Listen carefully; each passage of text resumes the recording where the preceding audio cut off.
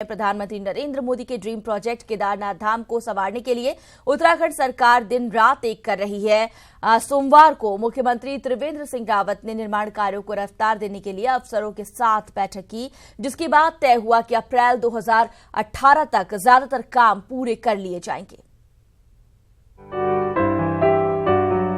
केदारनाथ धाम को संवारने के लिए त्रिवेंद्र सरकार प्राथमिक एजेंडे के तौर पर काम कर रही।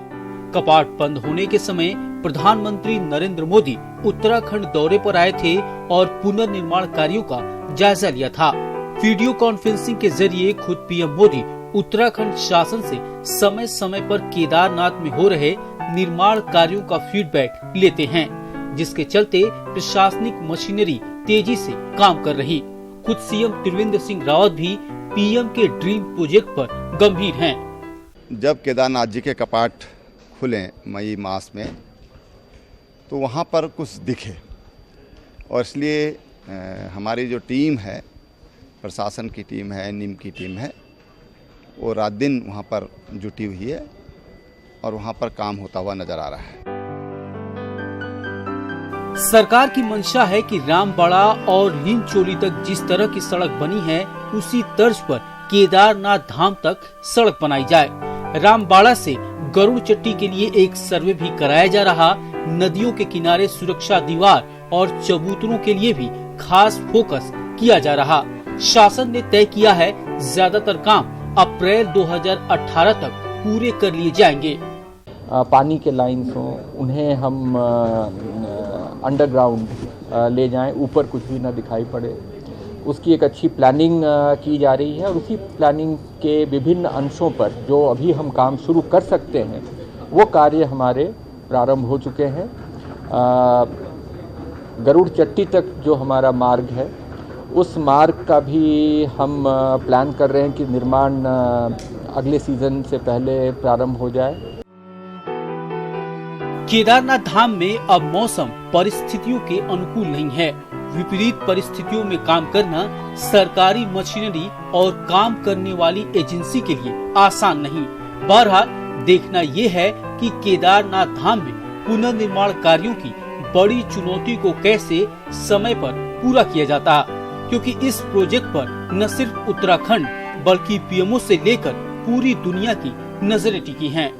देहरादून से ईटीवी न्यूज के लिए मुकेश कुमार की रिपोर्ट।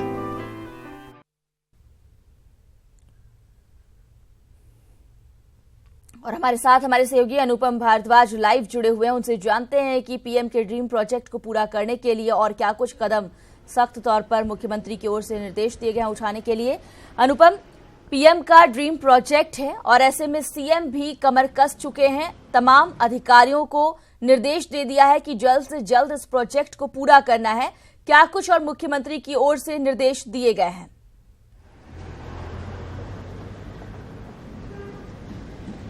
मोनिका, पीएम प्रधानमंत्री नरेंद्र मोदी का ड्रीम प्रोजेक्ट है, यानी कि केदारनाथ जो वैली है उसका पुनर्निर्माण किया जाना है। 2013 की जो आपदा के बाद जो स्थिति थी वो सामान्य होती नज़र आ रही है, लेकिन जो स्थिति है वो और बेहतर हो और जो वहाँ की जो लोग हैं, पांडल समाज के जो पुरोहित है, वो जो समाज है उनको रहने की व्यवस्था हो सके, जो पर्यटन वहाँ पे पहुँचता है उनको रहने की व्यवस्था हो सके और वहाँ का सौंदर्य जो है वो पूरा निखर के सामने आए। इसके लिए एक पूरा 5 योजनाओं की प्रधानमंत्री नरेंद्र मोदी ने शुरुआत की थी और अब उन योजनाओं को धरातल पर उतारने का काम किया जा रहा है प्रदेश सरकार द्वारा।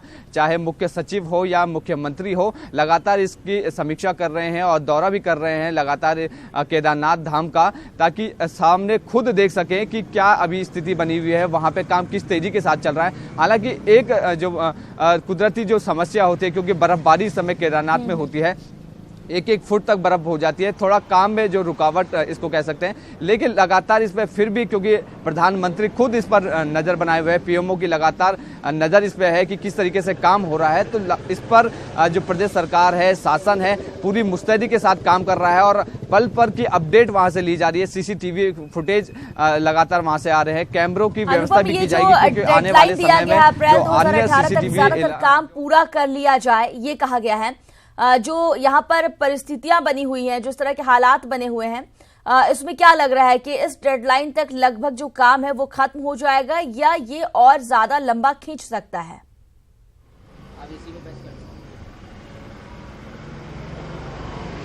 देखिए, मुख्य सचिव इस बात को दावा कर रहे हैं कि अप्रैल 2018 तक जो भी काम है वो पूरे हो जाएंगे, चाहे घाटों का निर्माण हो, सुरक्षा दीवार हो, मंदाकिनी में सुरक्षा दीवार बनानी है, घाट बनाना है, चौड़ीकरण करना है, केदारनाथ धाम के आगे का जो पोर्च है उसमें जो पूरा आगे का प्रांगण है उसको चौड़ीकरण करना है और सौंदर्यकरण है, चाहे पार्क की बात हो। तो बर्फबारी एक बड़ी समस्या केदारनाथ में हमेशा बनी रहती है क्योंकि मौसम इस समय अनुकूल नहीं है काम करने को लेकर, लेकिन उसके बावजूद शासन के अधिकारियों को पूरा दबाव है, चाहे सिंचाई विभाग हो, निम हो या पीडब्ल्यूडी हो या लोनीवी हो, तो पूरा जो दारोमदार है इन्हीं विभागों पर है और पूरी मुस्तैदी के साथ ये काम कर रहे हैं। हाँ, मौसम अनुकूल नहीं है, ये बात जाहिर सी बात है, लेकिन उसके बावजूद जो पूरी टीम है वो लगातार काम कर रही है और पूरा अप्रैल 2018 का लक्ष्य निर्धारित किया गया है कि जो पूरे काम है वो निर्धारित समय में पूरा हो सकता है कि एक आधे महीने का समय और आगे लग सकता है, लेकिन उसके बावजूद मुख्य सचिव का दावा है कि अप्रैल 2018 तक जरूर ये काम पूरे हो जाएंगे, क्योंकि अगर लक्ष्य निर्धारित नहीं होगा तो आने वाले समय में दिक्कत हो सकती है। इसलिए 18 का लक्ष्य निर्धारित किया गया है कि जो पूरे काम है, क्योंकि प्रोजेक्ट लगातार जो रिपोर्ट है वो लगातार पीएमओ को जा रही है, खुद प्रधानमंत्री लगातार मॉनिटरिंग इसकी कर रहे हैं, चाहे वीडियो कॉन्फ्रेंसिंग की बात हो। वो पिछली बार भी जब वो आए थे तो मसूरी से जब वो दिल्ली के लिए लौट रहे थे तो उससे पहले भी उन्होंने अधिकारियों के साथ बैठक करी थी और जो केदारनाथ का उन्होंने मुख्य रूप से केदारनाथ के बारे में पूछा था कि जो काम वहां पे होने हैं उनका क्या स्थिति इस समय है, कितना काम हुआ है। मिलाकर अनुपम, जल्द से जल्द काम पूरा करना है, निर्देश दिए गए हैं। हालांकि कुछ कठिनाइयां हैं और उसे दरकिनार करके भी जो मुख्यमंत्री हैं वो निर्देश दे रहे अधिकारियों को कि काम पूरा करें। शुक्रिया इस तमाम जानकारी के लिए आपका। तो पीएम मोदी के ड्रीम प्रोजेक्ट को लेकर सीएम काफी यहां पर कड़े निर्देश देते नजर आए। अप्रैल 2018 का डेडलाइन दिया गया है जब ज्यादातर काम पूरे कर लिए जाएंगे। केदारनाथ पुनर्निर्माण को लेकर सीएम ने एक बैठक भी ली है।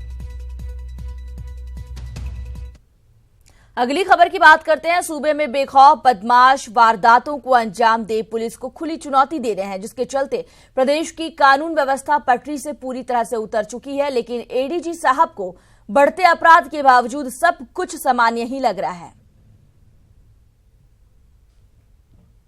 नहीं मानता हूं कि कोई कानून व्यवस्था में कोई स्थिति कोई खराब हुई है, तो क्राइम तो एक आध घटना आगे पीछे हो जाती है, किंतु हमने ऑलमोस्ट सभी घटनाएं वर्कआउट की हैं और ऐसा कुछ नहीं है कि कहीं हमारी कानून व्यवस्था की स्थिति कहीं भी खराब हुई हो। हमारे साथ हमारे सहयोगी अवनीश जुड़ गए हैं। अवनीश, एक तरफ अपराध का ग्राफ बढ़ता जा रहा है और वहीं पर अगर अधिकारियों का बयान सुने तो काफी हैरत करने वाला है। एडीजी ये कहते नजर आ रहे हैं कि सब कुछ सामान्य है, अपराध का ग्राफ बढ़ रहा है, उन्हें तो पता ही नहीं।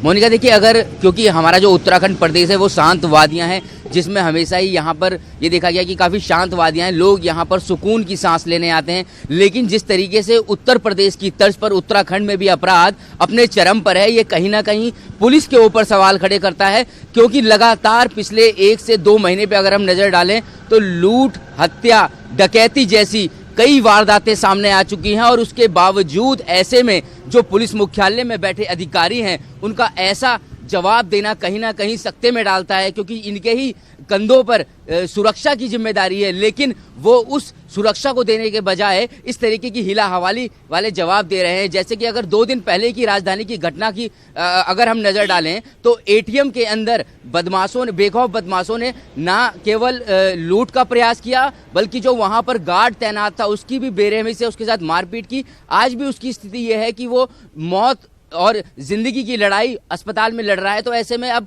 कैसे ये ना कहा जाए कि प्रदेश की कानून व्यवस्था बिल्कुल अपनी पटरी से उतर चुकी है। मोनिका, अवनीश, ऐसे में जो एडीजी का बयान आया उसे देखकर यही लग रहा है कि पता सब है लेकिन कबूल करना नहीं चाहते, क्योंकि फिर पुलिस पर ही कई गंभीर सवाल खड़े हो जाएंगे।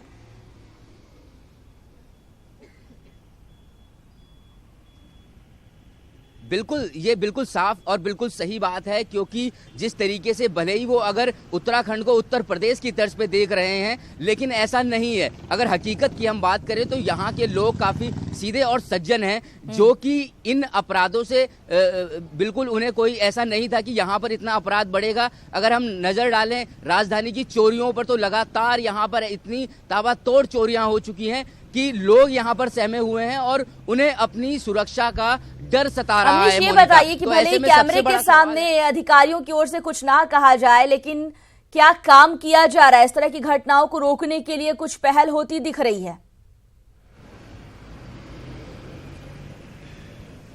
देखिए, पुलिस की अगर हम बात करें, पुलिस अपनी तरफ से प्रयास कर रही है, पुलिस की जिम्मेदारी भी है और पुलिस ये भी कोशिश कर रही है कि अपराध घटे। लेकिन जिस तरीके से बड़ी तेजी से अपराध बढ़ा है, उसमें कहीं ना कहीं पुलिस की लापरवाही भी मानी जाएगी, क्योंकि यहाँ तक बातें सामने आ चुकी हैं कि जो जेल में बैठे कुख्यात अपराधी हैं वो मोबाइल का इस्तेमाल कर रहे हैं। तो बड़ा सवाल जेल प्रशासन पर भी खड़ा होता है। इसी वजह से जो हरिद्वार जिले में हो, चाहे उधम सिंह नगर में हो, नैनीताल में हो, वहां पर जो अपराधी हैं, व्यापारियों के साथ लूटपाट या धमकी की घटनाएं सामने आ रही हैं। इसकी भी एक यही वजह है, क्योंकि जेल में जो सुरक्षा के जो मानक हैं वो अधिकारी तो पुख्ता बताते हैं, लेकिन जो ये घटनाएं सामने आ रही हैं, ये कहीं ना कहीं पुलिस और जेल प्रशासन के ऊपर सवाल खड़े कर रहा है। मोनिका। अवनीश, शुक्रिया इस तमाम जानकारी के लिए। तो वाकई जिस तरह से अपराध का ग्राफ बढ़ रहा है, एक के बाद चोरी, डकैती, लूटपाट की घटनाएं, मारपीट, इस तरह की घटनाएं अब उत्तराखंड में भी काफी ज्यादा होने लगी है। लेकिन जब एडीजी से इस बाबत पूछा गया तो उनका कहना था कि सब कुछ सामान्य है और ऐसे में जरूरत है पुलिस के इन बड़े अधिकारियों को कम से कम एक बार चीजों को देखने की, क्योंकि पुलिस की चूक की वजह से इस तरह की वारदातों में इजाफा हो रहा है। राज्य आंदोलनकारी सुशीला ध्यानी का बिगड़ा स्वास्थ्य, दून अस्पताल से निजी अस्पताल उन्हें रेफर किया गया है। निजी अस्पताल में सुशीला ध्यानी का इलाज चल रहा है। सुशीला ध्यानी को आईसीयू में भर्ती कराया गया है। राज्य आंदोलन में सुशीला ध्यानी की अहम भूमिका रही है और फिलहाल उनकी तबीयत बहुत ज्यादा खराब बताई जा रही है। उन्हें आईसीयू में भर्ती कराया गया है। आपको बता दें कि राज्य आंदोलनकारी हैं सुशीला ध्यानी, जिनका स्वास्थ्य बिगड़ा है और फिलहाल दून अस्पताल से उन्हें निजी अस्पताल उनकी बिगड़ती तबीयत को देखकर रेफर किया गया है और आईसीयू में इन्हें भर्ती करवाया गया है। यूपी के साथ फिलहाल परिवहन से जुड़ा करार नहीं हो सका है। जल्द ही इस मामले पर अगली पहल होगी। उत्तराखंड सरकार गैरसैंण में विधानसभा सत्र के मद्देनजर होमवर्क पूरा कर चुकी है। पीएम मोदी के केदारनाथ में पुनर्निर्माण के एजेंडे पर सरकार गंभीर है और टीम काम कर रही है। यूपी दौरे से वापस लौटने पर सीएम त्रिवेंद्र सिंह रावत ने ये बातें कही। हमारे संवाददाता मुकेश कुमार ने उनसे बात की।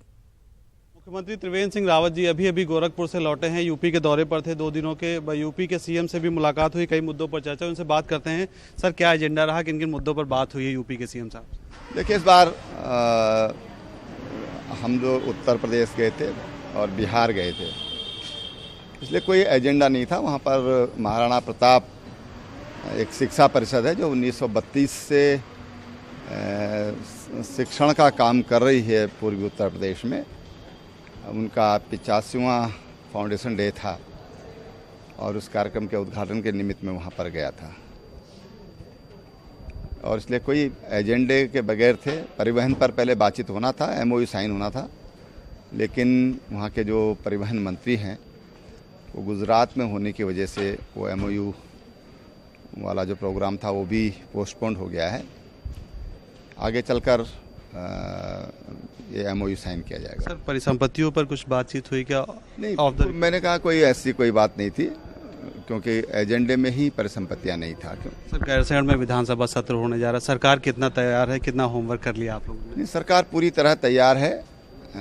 कार्य मंत्रणा समिति की भी बैठक हो चुकी है और सदन से पहले हम लोग चाहते हैं कि कैबिनेट की भी मीटिंग हो जाए और विधानमंडल दल की मीटिंग होगी, अपने दल की भी होगी और जो प्रतिपक्षी दल हैं उनको, वो लोग भी, एक परंपरा है कि सब लोग अपनी तैयारी करते हैं, तो उसी दृष्टि अगर हम देखें तो पूरी तैयारी हो चुकी है। प्रधानमंत्री जी का ड्रीम प्रोजेक्ट है केदारनाथ में पुनर्निर्माण कार्य, आपने बैठक भी बुलाई है, कितना तेज सरकार का लक्ष्य काम पूरा होगा? देखिए, हम चाहते हैं कि जब केदारनाथ जी के कपाट खुलें मई मास में तो वहाँ पर कुछ दिखे, और इसलिए हमारी जो टीम है, प्रशासन की टीम है, नीम की टीम है, वो रात दिन वहाँ पर जुटी हुई है और वहाँ पर काम होता हुआ नज़र आ रहा है। टीवी से बात करने के बहुत तो मुख्यमंत्री त्रिवेंद्र सिंह रावत साफ तौर पर कह रहे हैं कि केदारनाथ में चाहे पुनर्निर्माण कार्यों की बात हो या फिर गैर शहर को लेकर सरकार पूरी तरह से तैयार है। कैमरा पर्सन आशीष तिवारी के साथ मुकेश कुमार, ईटीवी न्यूज़, देहरादून। इधर 7 दिसंबर से गैरसैंण में होने वाले विधानसभा सत्र को लेकर तैयारियां शुरू हो गई हैं। विधानसभा सत्र को लेकर 6 दिसंबर को गैरसैंण में कार्य मंत्रणा की बैठक होगी। आपको बता दें कि इससे पहले विधानसभा सत्र को लेकर देहरादून में भी कार्य मंत्रणा की बैठक आयोजित की गई थी, लेकिन विपक्ष के नेता नहीं पहुंचे थे, इसलिए विधानसभा सत्र से पहले एक बार फिर कार्य मंत्रणा बैठक आहूत की जाने की तैयारी की जा रही है।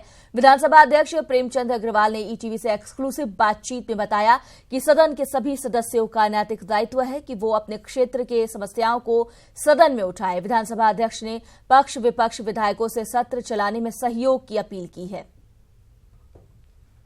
7 तारीख से गैरसैंण में आहूत किया गया है और उसी संदर्भ में कार्य मंत्रणा समिति की जो बैठक है, हम लोग एक दिन पहले यानी 6 तारीख को गैरसैंण में हम लोग कर रहे हैं। और चूँकि दलीय बैठक हम लोग कर चुके हैं देहरादून में, उसकी शायद आवश्यकता अब नहीं रहेगी। और जहाँ तक कार्य मंत्रणा समिति की बात है, उसमें हम लोगों ने देहरादून में भी आहूत की थी, लेकिन उसमें किन्हीं कारणों से नेता प्रतिपक्ष और अन्य लोग नहीं आ पाए थे। मुझे उम्मीद है कि जो 6 तारीख को होने वाली कार्य मंत्रणा समिति की बैठक है, वो हम लोग संपन्न करेंगे और उसमें सभी लोग शामिल भी होंगे, ताकि 7 तारीख से यानी 7 दिसंबर से प्रारंभ होने वाले सत्र की कार्यसूची पूर्णतया उसमें सहमति बनाई जा सके। खबरों में आगे बढ़ते हैं। जर्मनी के प्रतिनिधि मंडल ने सोमवार को सचिवालय में डिप्टी मिशन चीफ के नेतृत्व में मुख्य सचिव से मुलाकात की। मुख्य सचिव उत्पल कुमार सिंह ने तकनीकी और वित्तीय सहयोग के कई पहलुओं पर विस्तार से चर्चा की। जर्मनी की टीम उत्तराखंड में गंगा नदी की स्वच्छता, चिकित्सा, कौशल विकास में तकनीकी और आर्थिक सहयोग प्रदान कर रही है। गंगा नदी की स्वच्छता के लिए जर्मनी के मिशन चीफ के समक्ष 920 करोड़ रुपए का प्रस्ताव पर चर्चा हुई। डिप्टी चीफ ऑफ मिशन जो नई दिल्ली दूतावास में है, डॉक्टर वीक, और जर्मनी के फेडरल गवर्नमेंट में वरिष्ठ अधिकारी डॉक्टर क्लाइन, और उनके साथ GIZ जो तकनीकी सपोर्ट देता है, और KfW जो वित्तीय सहयोग देता है, इनका एक डेलीगेशन आज सचिवालय में हम लोगों से उनकी मुलाकात हुई। इससे पूर्व वो पिछले 2 दिन से गंगा के विभिन्न शहरों का भ्रमण कर रहे थे और किस प्रकार से जो स्वच्छ गंगा की जो हमारी राष्ट्रीय योजना है, उसमें उनका योगदान कैसे हो सकता है, इस पे चर्चा हुई है। उपराष्ट्रपति वेंकैया नायडू आज देहरादून आ रहे हैं। उपराष्ट्रपति के दौरे को लेकर तैयारियां पूरी कर ली गई हैं। इसके साथ ही सुरक्षा व्यवस्था समेत अन्य व्यवस्थाओं को भी अंतिम रूप दिया गया है। दरअसल उपराष्ट्रपति वेंकैया नायडू आज स्वामी राम हिमालयन यूनिवर्सिटी के कार्यक्रम में शामिल होने के लिए देहरादून पहुंच रहे हैं। इसके लिए पुलिस के जवानों समेत PAC के जवान भी सुरक्षा में लगाए गए हैं। ला रहे हैं और उसकी हमने पूरी तैयारी कर ली है। अपनी फोर्स की जो ब्रीफिंग रिहर्सल वगैरह सब आज कराई गई है, तो हमारी पूरी तैयारी है। सिर्फ यही है कि हमारी जो जितना आवश्यक है उससे मतलब पूरी तैयारी है, अच्छी चाक चौबंद व्यवस्था। भाजपा प्रदेश अध्यक्ष अजय भट्ट ने ईटीवी से बातचीत में कहा कि 7वां वेतन आयोग जारी होने के बाद भी कर्मचारी हड़ताल पर हैं। मेरा सबसे निवेदन है कि एक बार बैठकर बात होनी चाहिए। हमारे साथ इस वक्त मौजूद हैं उत्तराखंड बीजेपी के प्रदेश अध्यक्ष। आइए बात करते हैं इनसे। सर, उत्तराखंड में 7वां वेतन आयोग लागू होने के बावजूद कुछ कर्मचारी हड़ताल पर हैं, क्या कहना चाहेंगे आप?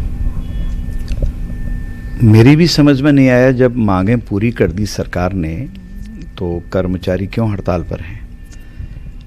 कर्मचारियों की मांगें पूरा करने के लिए हमारी सरकार बहुत संवेदनशील है। कर्मचारियों ने इस राज्य को बनाया है। जनता और कर्मचारियों ने मिलकर राज्य का आंदोलन उस समय प्रारंभ किया था और अधिकांश कर्मचारियों ने अपने पदों की और अपने बच्चों की परवाह नहीं करी, नौकरी की परवाह नहीं करी और उत्तराखंड आंदोलन में लगे रहे। और आज एकाएकी जल्दीबाजी में बिना बताए अगर हड़ताल पर चले जाते हैं तो उससे माहौल ख़राब होता है। सरकार का कहना है कि हम तो पूरी मांगें पूरी कर रहे हैं, 7th पे कमीशन हमने लगा दिया है, सारी चीज़ें कर दी हैं, तो कोई औचित्य नहीं होता। और निगमों में पहली सरकार होगी उत्तराखंड की जिसने 7वां वेतनमान लागू किया है। देश के अन्य निगमों में कहीं भी लागू नहीं है। इसलिए मेरा तो सभी कर्मचारियों से निवेदन रहेगा कि टेबल टॉक होनी चाहिए, बैठ के बात होनी चाहिए, कोई बात है उसका निराकरण होना चाहिए। कितना लॉस होता है गवर्नमेंट का। मैं तो ये कहने वाला हूँ सारे कर्मचारियों से, किसी की सरकार हो, कांग्रेस की हो, भाजपा की हो, अन्य दलों की हो, एक बार 5 साल के लिए संकल्प लें सब लोग कि 5 साल हम सिर्फ विकास की बात करेंगे। कितना भी कष्ट आए हम हड़ताल, आंदोलन, काम नहीं करना, इन चीज़ों को अवॉइड करें ताकि स्टेट को उठाया जाए। उसके बाद फिर अगर सरकार नहीं मानती है तो फिर हम काम करें। इस समय तो सरकार मान भी रही है, पॉजिटिव भी है, सारी चीज़ सुन भी रही है और कर्मचारियों को बराबर का सम्मान भी दे रही है। तो ऐसे में अगर हड़ताल होगी और अनावश्यक तरीके से आपस में गतिरोध बना रहेगा तो उससे अच्छा इंप्रेशन नहीं जाएगा।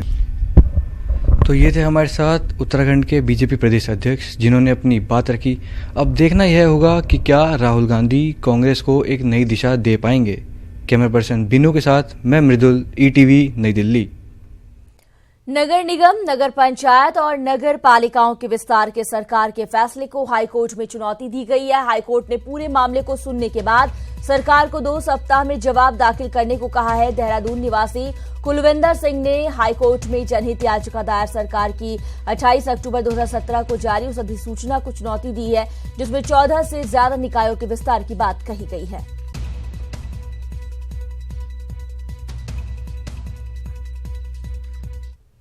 पर्यटन नगरी कैंपटी फॉल से हिमालयन दर्शन के लिए हेलीकॉप्टर सेवा शुरू हो गई है।